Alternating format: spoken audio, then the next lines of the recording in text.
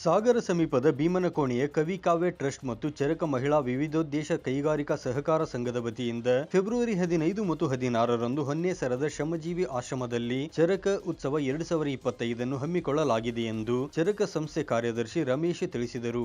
February 15ಕ್ಕೆ ಚರಕ ಉತ್ಸವದ ಉದ್ಘಾಟನಾ ಸಮಾರಂಭ ಇದೆ.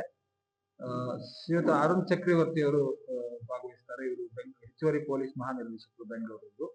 ಹಾಗೆ ಗುರುದತ್ ಹೆಗಡೆ ಜಿಲ್ಲಾಧಿಕಾರಿಗಳು ಶಿವಮೊಗ್ಗ ಇವರು ಮುಖ್ಯ ಅತಿಥಿಗಳಾಗಿ ಭಾಗವಹಿಸ್ತಾರೆ.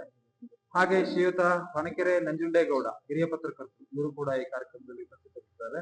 ಸಾಗರದಲ್ಲಿನ ಪತ್ರಿಕಾ ಭವನದಲ್ಲಿ ಬುಧವಾರ ಸುದ್ದಿಗೋಷ್ಠಿಯಲ್ಲಿ ವಿವರ ನೀಡಿದ ಅವರು, ಫೆಬ್ರವರಿ 15ರಂದು ಸಂಜೆ 6:30ಕ್ಕೆ ಚರಕ ಉತ್ಸವವನ್ನು ರಾಜ್ಯ ನಾಗರಿಕ ಹಕ್ಕು ಜಾರಿ ನಿರ್ದೇಶನಾಲಯದ ಹೆಚ್ಚುವರಿ ಪೊಲೀಸ್ ಮಹಾನಿರ್ದೇಶಕ ಅರುಣ್ ಚಕ್ರವರ್ತಿ ಅವರು ಉದ್ಘಾಟಿಸುವರು. ಜಿಲ್ಲಾಧಿಕಾರಿ ಗುರುದತ್ ಹೆಗಡೆ, ಹಿರಿಯ ಪತ್ರಕರ್ತ ಹೊನಕೆರೆ ನಂಜುಂಡೇಗೌಡ, ಭೀಮನಕೋಣೆ ಗ್ರಾಮ ಪಂಚಾಯಿತಿ ಅಧ್ಯಕ್ಷ ಎಂಎಸ್ ನಾಗರಾಜ್ ಮುಖ್ಯ ಅತಿಥಿಗಳಾಗಿ ಭಾಗವಹಿಸುವರು. ಇನ್ನು ಚರಕ ಸಂಸ್ಥೆ ಅಧ್ಯಕ್ಷೆ ಮಹಾಲಕ್ಷ್ಮಿ ಅಧ್ಯಕ್ಷತೆ ವಹಿಸುವರು. ಸಂಜೆ 7ಕ್ಕೆ ಜೀವನಮುಖಿ ತಂಡದವರಿಂದ ಚೌಡಿಕೆ ಕುಣಿತ, 7:30ಕ್ಕೆ ನಟನಾ ಪಯಣ ಮೈಸೂರು ತಂಡದಿಂದ ಮಂಡ್ಯ ರಮೇಶ್ ನಿರ್ದೇಶನದಲ್ಲಿ ಚೋರ ಚರಣದಾಸ ನಾಟಕ ಪ್ರದರ್ಶನವಿದೆ ಎಂದರು. ನಂತರದಲ್ಲಿ ಫೆಬ್ರವರಿ 16ರಂದು ನಡೆಯುವ ವಿವಿಧ ಕಾರ್ಯಕ್ರಮಗಳು ಮತ್ತು ಅವುಗಳ ವಿವರಗಳನ್ನು ಸಹ ಇದೇ ವೇಳೆ ಅವರು ನೀಡಿದರು.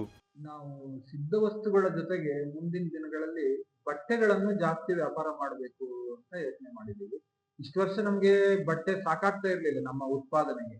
ಈಗ ನಮ್ಗೆ ಸ್ವಲ್ಪ ಹೆಚ್ಚುವರಿ ನೇಕಾರರು ಸಿಕ್ಕಿ ಹೊರ ಊರುಗಳಲ್ಲಿ ನೈಸರ್ಗಿಕ ಬಣ್ಣದ ಬಟ್ಟೆಯನ್ನ ಮಾರ್ಕೆಟಿಗೆ ಬಿಡಬೇಕು ಹಾಗೂ ಹೆಚ್ಚುವರಿಯಾಗಿ ಬಟ್ಟೆ ವ್ಯಾಪಾರದ ಮೂಲಕ ನಮ್ಮ ವಹಿವಾಟನ್ನು ಹೆಚ್ಚಿಸಬೇಕು ಅನ್ನೋ ಯೋಚನೆ ಕೂಡ ಮುಂದಿನ ದಿನಗಳಲ್ಲಿ ಇದೆ. ಅಲ್ಲಿ ಹೆಚ್ಚು ಹೆಣ್ಮಕ್ಳೇ ಇರೋದ್ರಿಂದ ನೀವೆಲ್ಲರೂ ಸ್ವಲ್ಪ ಹೆಣ್ಮಕ್ಳಿಗೆ ಒತ್ತೆ ಕೊಟ್ಟು ಸಹಕಾರ ನೀಡಬೇಕು, ಬೆಳೆಸಬೇಕು. ಚರಕವನ್ನ ಬೆಳೀತಾ ಇದುವರೆಗೆ ನಿಮ್ಗೆ ಸಪೋರ್ಟ್ ಮಾಡಿದ್ದೀರಾ, ಅದೇ ರೀತಿ ಈ ವರ್ಷನೂ ಬಂದು ಸಪೋರ್ಟ್ ಮಾಡಿ 2 ದಿನ ನಮ್ಮ ಜೊತೆ ಇದ್ದು ಎಲ್ಲಾ ವರದಿಗಳನ್ನು ಪ್ರಕಟಿಸಿ ಹೆಚ್ಚು ಜನ ಬರುವಂತೆ ವ್ಯವಸ್ಥೆ ಮಾಡಿಕೊಡಿ ಅಂತ ತಮ್ಮನ್ನು ಕೇಳ್ಕೊಳ್ತಾರೆ.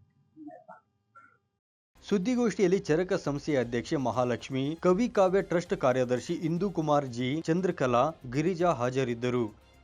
ರವಿ, 9 ಲೈವ್ ನ್ಯೂಸ್, ಸಾಗರ.